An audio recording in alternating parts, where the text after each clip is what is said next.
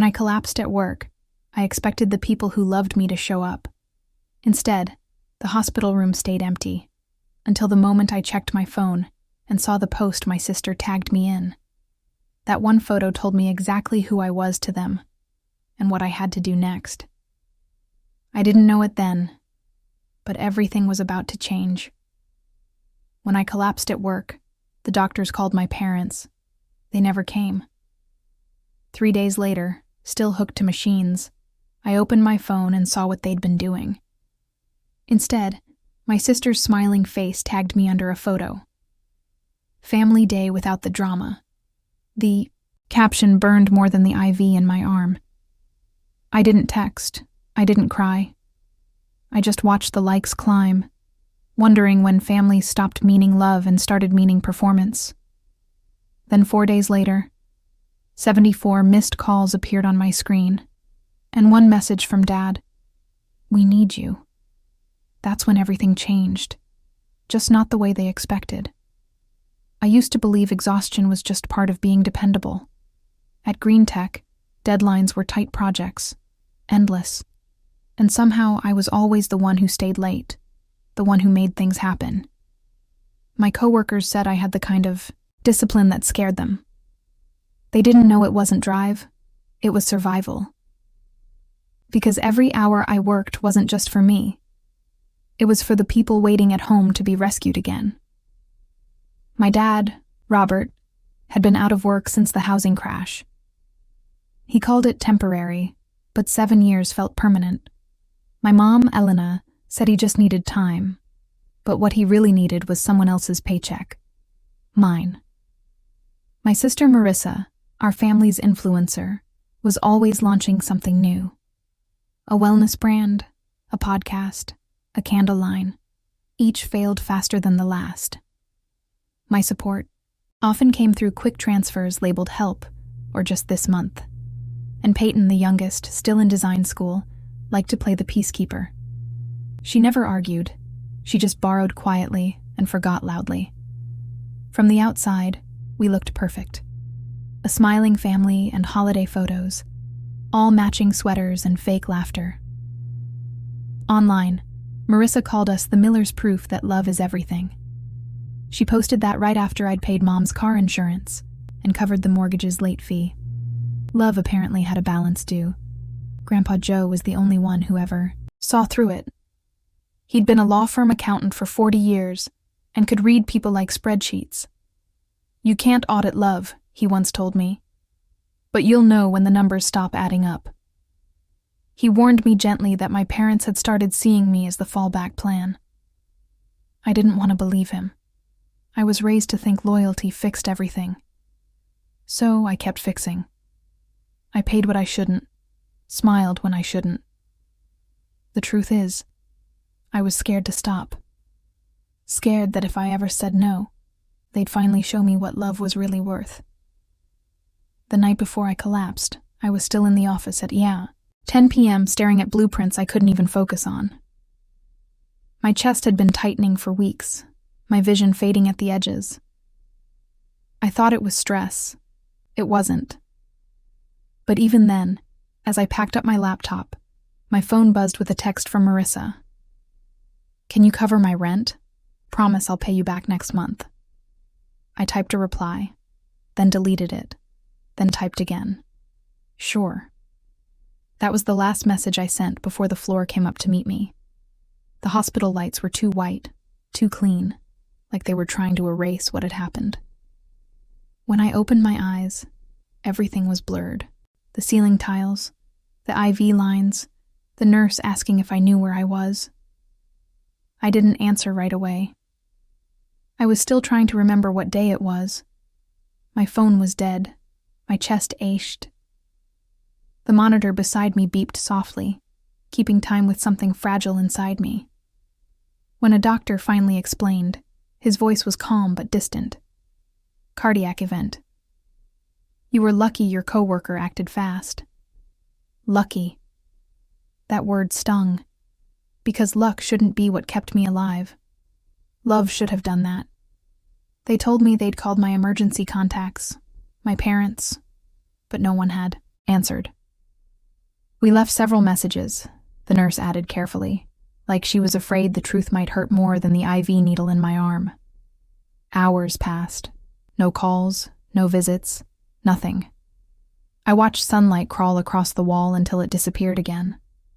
On the third day, the nurse wheeled in my phone, fully charged. I shouldn't have opened it, but I did. The first thing I saw wasn't a missed call or a text. It was a notification. You've been tagged in a post by an official account. My fingers trembled as I tapped it open. The picture loaded slowly. Sunlight, lake, water. My family smiling around a picnic table. My mom holding her deviled eggs. My dad beer in hand. Peyton flashing peace signs beside Marissa, whose caption glowed beneath their perfect faces. Family day without the drama. For a moment I couldn't breathe. The beeping from the monitor spiked, matching my pulse. The irony was almost poetic.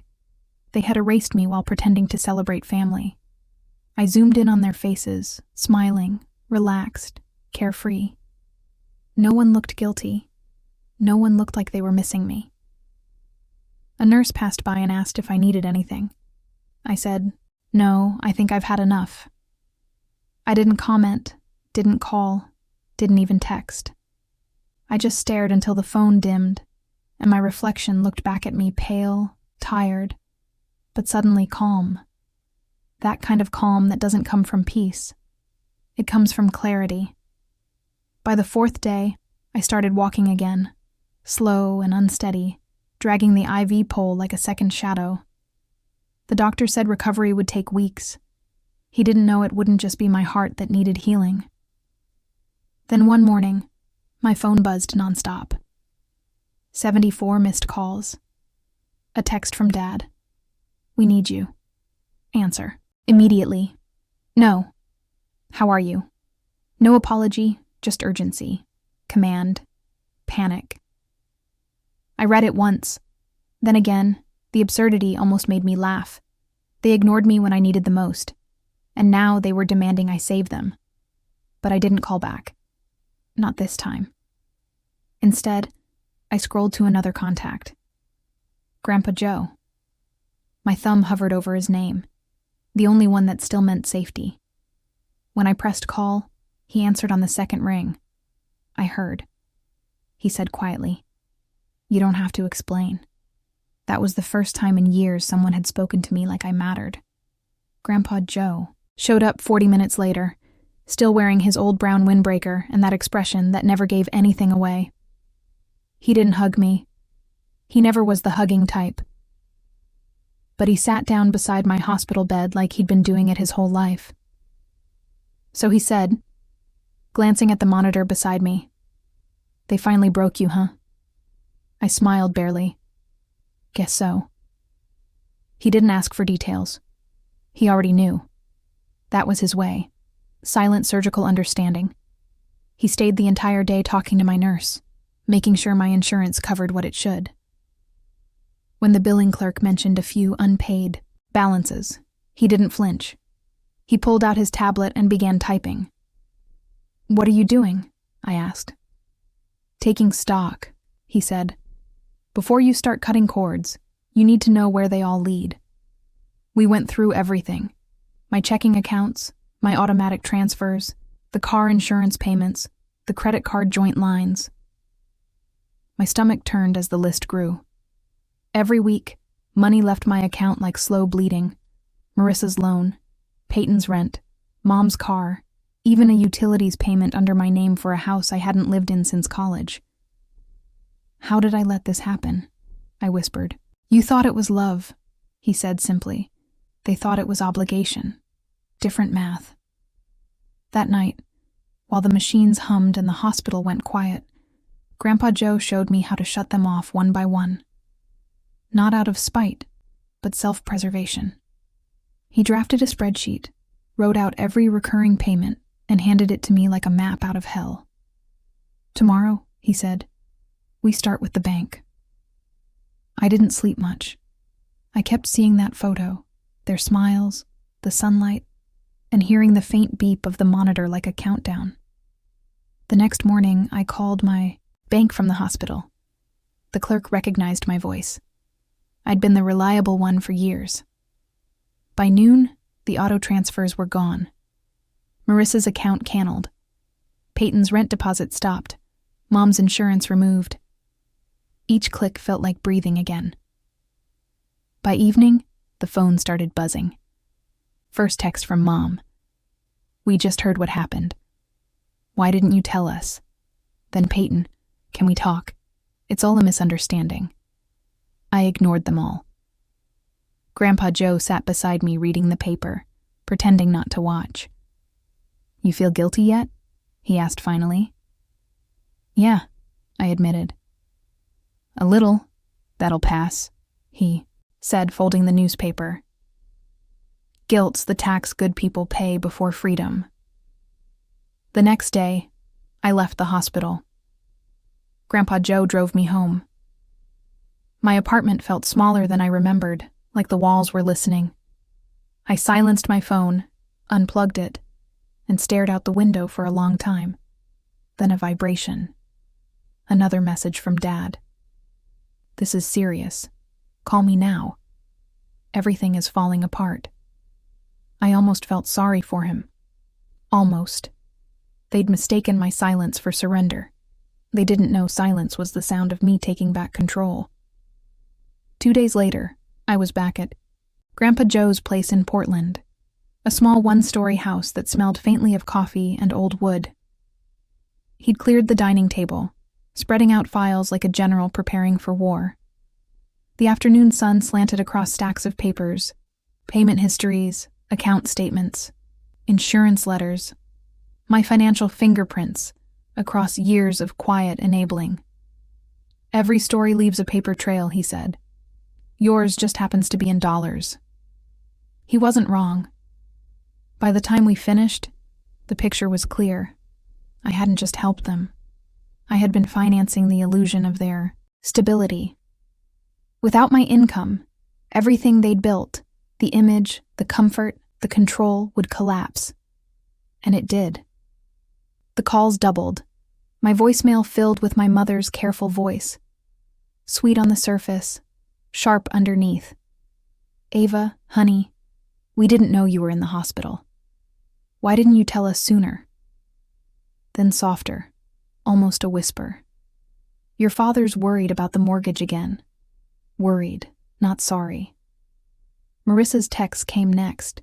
Screenshots of our empty account, dramatic crying emojis, and one message that read, "If you don't fix this, I'll lose everything." I stared at it for a long time before replying with a single word. "Good." Then came Piton's attempt. "I'm not like them," she wrote. "Please don't punish me for their mistakes." I almost laughed. She'd said the same thing when I'd co-signed her lease last year. Grandpa Joe was watching me scroll the corner of his mouth, twitching like he'd seen this movie before. "They're not calling because they care," he said. "They're calling because they're cornered." He was right again. The next morning, a car idled outside my apartment building. Robert Miller, my father, sitting in the driver's seat, staring up at my window. He didn't text. He didn't come up, just waited like a debt collector waiting for confession. I didn't go down. That afternoon, a new message arrived. "You're about to destroy everything we built. I hope you understand the damage you're causing. Everything we built." I read it twice out loud just to taste the absurdity of it. I showed it to Grandpa Joe. He just nodded.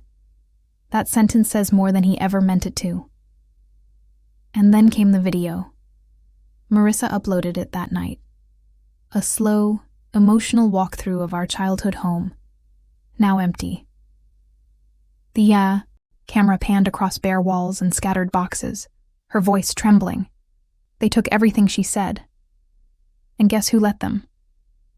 The video cut to a photo of me smiling, cropped from a family Christmas years ago. The caption, "Sometimes blood doesn't mean family." The comments exploded. Sympathy, pity, judgment. Influencers reposted it. My inbox filled with strangers calling me ungrateful. Grandpa Joe watched the whole thing in silence, then stood up, pulled his phone from his pocket and made 3 calls. Within 48 hours, we had every document: mortgage papers, loan defaults, late fees. They'd used the house equity to pay off Marissa's credit cards and Peyton's business venture, a boutique candle studio that never opened. I didn't even have to expose them. The math did it for me. Still, I filed the fraud report. Grandpa Joe and his lawyer, Mr. Clean, helped prepare a cease and desist order. No contact, no impersonation, no financial claims. We sent it through certified mail, 1 to each of them. For the first time in years, I slept through the night. The next morning, I woke to my phone buzzing relentlessly. Peyton's face lit up my screen through the peephole downstairs, arguing with building security. She hadn't been on the approved visitor list. I saw her pacing outside, phone to her ear, probably calling Marissa. I didn't go out. Later, Grandpa Joe showed up again, holding a thick manila envelope. "They've done something stupid," he said. Inside were printed emails exchanges between my parents and a small law firm. I scanned the text once, then twice. They were looking into legal guardianship over me. I read the header out loud: emergency petition for temporary conservatorship. Grandpa Joe sighed. "They tried this before with your uncle years ago.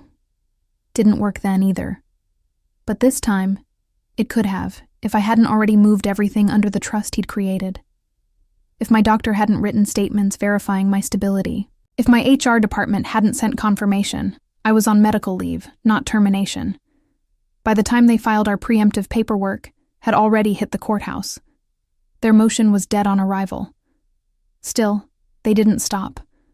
Marissa posted again, this time in tears. Her mascara ran down her cheeks as she spoke into the camera. "Mental illness doesn't always look like what you expect," she said. "Sometimes the people you love push you away. We're just trying to help her before it's too late." Her followers flooded the comments with sympathy. "I'm Pray for Ava" started trending, but social media has a short memory and an even shorter fuse. Someone found her old family day without the drama post and stitched it beside her crying video. So where was that concern? When she was in the hospital? The caption read, "The tide turned overnight." Screenshots surfaced. Marissa's brand deals, her sponsored posts during the week I was hospitalized, her tweets mocking toxic siblings. Peyton's Etsy page was bombarded with comments. My father's brokerage clients pulled out. Even my mother's Facebook was filled with strangers demanding answers. By Friday, the family's online empire had collapsed faster than their finances. Grandpa Joe handed me his coffee mug. "You didn't have to lift a finger," he said. "The truth handled itself." That night, a single text arrived from my mother. "Please, can we talk?" I stared at it for a long time, thumb hovering over the keyboard.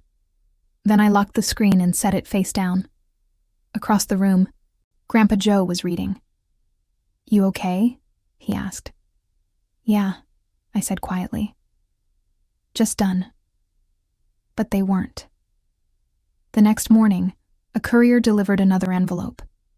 This one wasn't from their lawyer. It was from my father himself, a handwritten will. He'd rewritten it the week after the conservatorship failed.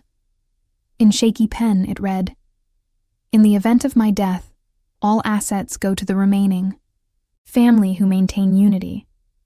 Ava is disinherited until she reconciles." I couldn't help laughing.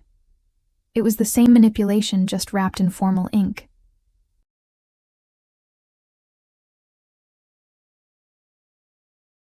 Faintly. They're not used to someone walking away before the money. That evening, I wrote my final reply, not through texts, not online, but through my attorney. It was short, precise, and final. "I waive all rights to the estate and request permanent no contact." I signed it, sealed it, and handed it to Grandpa Joe. "File it Monday," I said. He nodded. "What will you do now?" I looked toward the window. Outside, the rain was clearing. "I think I'll rest," I said. maybe somewhere quieter. For the first time in years, I meant it. 2 weeks later, the rain finally stopped. Grandpa Joe and I packed what little I cared to keep, one suitcase, my laptop, and a few photos that still felt like mine, and drove east toward Colorado. He said he wanted to see the mountains again before winter. I didn't argue. I just watched the highway blur. Mile after mile, the world finally quiet. The cabin we rented sat near a ridge lined with pine trees. No noise, no traffic, no family, just silence, clean and honest. I worked remotely for Green Tech, now fewer hours, no pressure. My days started with black coffee and ended with the sound of the wind scraping the roof.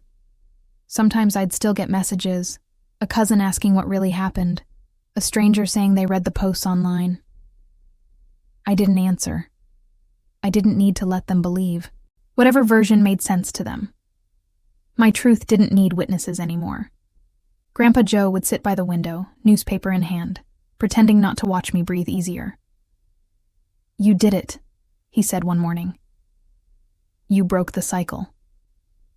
I smiled. It only cost everything. He chuckled softly. "That's the discount price." And he was right.